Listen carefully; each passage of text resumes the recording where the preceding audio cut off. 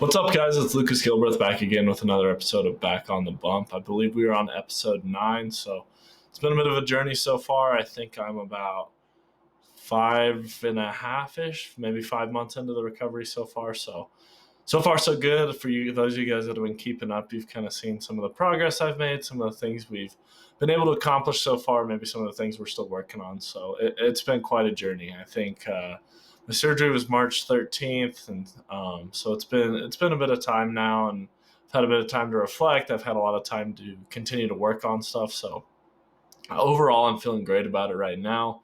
It's the best my arm has felt in a few years. So obviously that's encouraging from that standpoint. But other than that, it's just getting back into the swing of things and getting the body kind of ready to throw again. So that kind of leads us into our first topic, which is just this idea of how much stress the body takes and how much work the body does during the normal throwing mechanics. So I think a lot of times, like we talk about, the arm gets all the credit. A lot of times the arm is what immediately shows the pain or the injury, or maybe the biggest weakness in a sense, because in all reality, compared to your big muscles and your big joints in your body, your arm is the biggest liability that we have. So in regards to kind of how we are pushing that and how the arm is working, I think a lot of times we don't realize that the rest of the body is going to be what leads to the good or the bad that comes out of the arm. So for those of you guys that follow kind of my philosophies on pitching, I talk a lot about the lower half. The lower half is obviously a huge key to producing fat power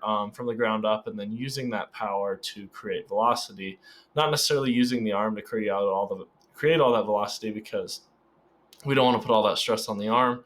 The arm becomes a liability, like I just said. So that's where it's been interesting to kind of think about my arm and my situation and kind of how I got here, and maybe some things that I wish I could have done. So in retrospect, looking kind of at last year, looking at when things kind of started to go wrong, I came to a bit of a realization. And what started to happen was I started to have some hip and oblique issues, a little bit of groin. So those things started to creep in, and I didn't really think much of it. They were always things that you could pitch through. I got through it. I was throwing well at the time. You don't think about it. You're just trying to make pitches. You're trying to win ball games, all that stuff. But in hindsight, now that I think about it, the groin, the hip, the oblique, that's where you start to compromise mechanics and compensate. So I know you guys have probably heard me say it before, but elite athletes are elite compensators. So if you're able to be an elite performer on the field, it's because your body is able to compensate. It's because you're really good at making quick adjustments, probably even subconsciously. So for those of you guys that are pitchers, even hitters, there's so many micro adjustments that your body and your brain are making, both consciously and subconsciously, when you're out there performing. And that goes for all sports, not just baseball. But at the end of the day, there's a lot of moving parts in the delivery. There's a lot of moving parts in just a normal throw. And when you start to compromise parts of that, that's when things start to go. So talking first about the hip, obviously the hip holds a huge piece of the delivery. It holds one of the more important pieces, which is the beginning, right? So that beginning portion, getting the lower half going, kind of creating that power, is obviously a huge piece. So losing that hip and having some discomfort in that hip automatically kind of pushes me into getting a little more quad dominant, not sitting in that glute quite as much, and in reality, starting to slowly kind of alter my mechanics. Now, is this the end of the world? Probably not. I was still able to pitch. I was still able to be effective. I was still able to throw consistently in the mid-90s. All that stuff's great, but at the end of the day, the snowball effect starts from there. So the hip goes down first and starting to bug me, and I'm trying to maintain it and do as much as I can for that. And then the oblique stuff rolls in. So the oblique is obviously a direct cause of the hip when you really think about it. With the position I was getting in, I wasn't clearing my hips very well. So when I wasn't clearing my hips, I was having to use the core of the obliques a ton to finish over my front side.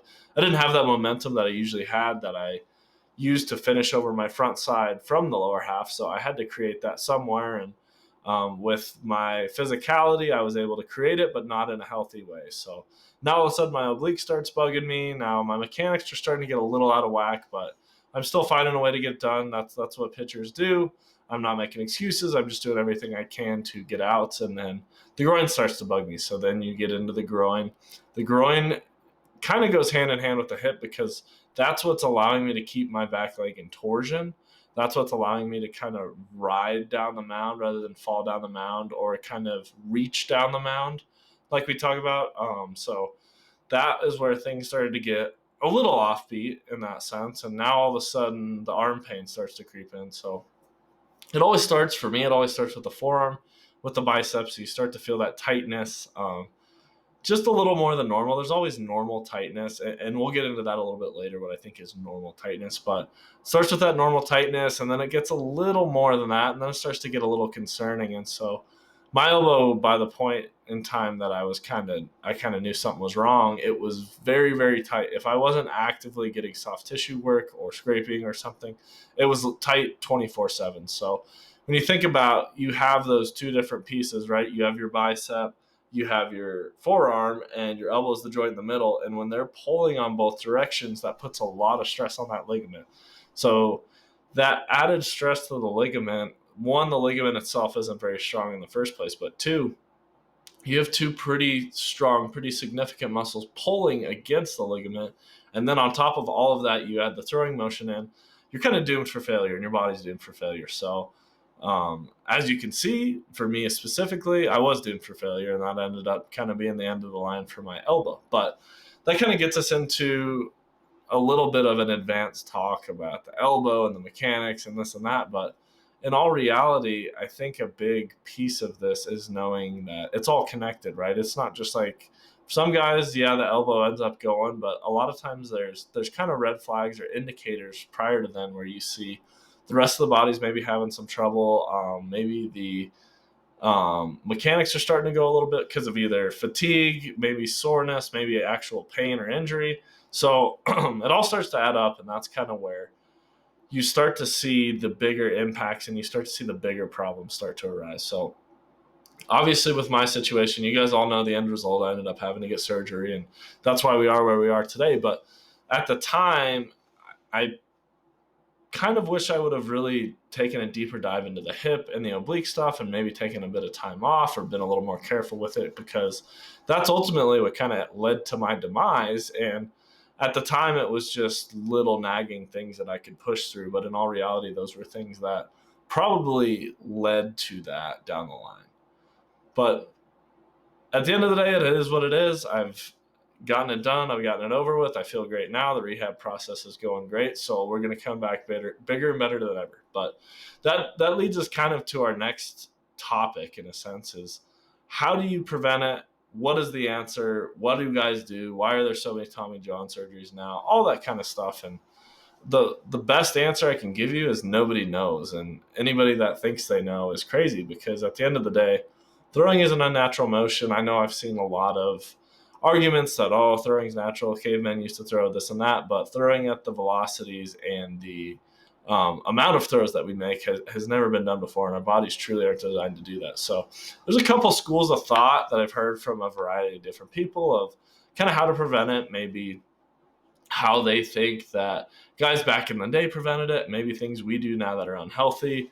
I kind of want to talk about a few of these things, maybe dispel some things from my perspective. But first one is that lifting is bad.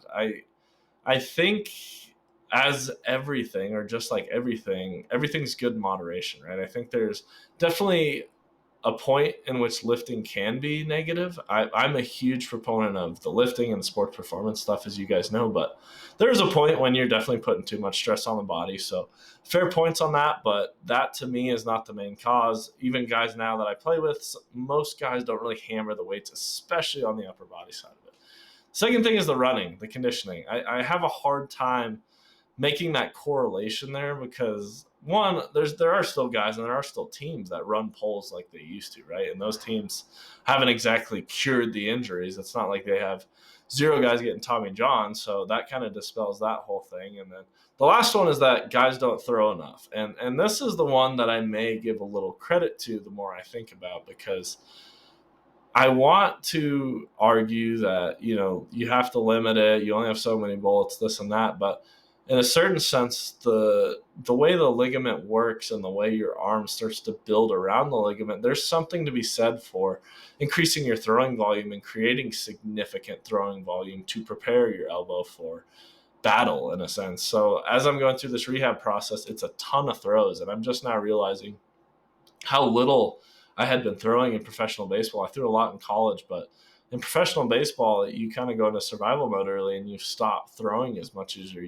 used to. So this rehab has showed me that maybe I don't throw enough. And I think that does end up ultimately impacting your arm, the way your ligament handles stress, all that kind of stuff. So I think that's one thing that I'll encourage you guys to do is to really monitor your throwing and kind of manage how much you throw, what's a good amount, how to push your arm without kind of pushing it over the edge. Because at the end of the day, you are trying to strengthen that. And like the old saying goes, what doesn't kill you makes you stronger. So you're ultimately trying to push it as far as you can without pushing it over the edge. And there's safe ways to do that and there's unsafe. But I think if you take a very conscious and dedicated throwing program, I don't think you'll run into many issues. So that's what I have on kind of the myths. That's kind of where I've been at mentally lately.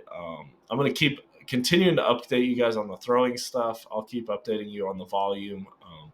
I'm making roughly 200 plus throws at every distance every week, or at that distance every single week. So it's definitely a lot of volume, but I think the way my arm feels now, the way my shoulder feels, there was a bit of fatigue, but it's starting to adapt quickly, and that's one of the things I'll continue to update you guys with, but maybe something to look out for going forward, and maybe I can help you guys out with some of the things that I find. But that's all I got for this week. I appreciate you guys watching. I'll be looking forward to the next one, looking forward to seeing you again. I'll try and find some fun stuff, maybe from the last road trip or maybe from some stuff at Coors. So I appreciate it. Thank you guys again, and we'll catch you in the next one.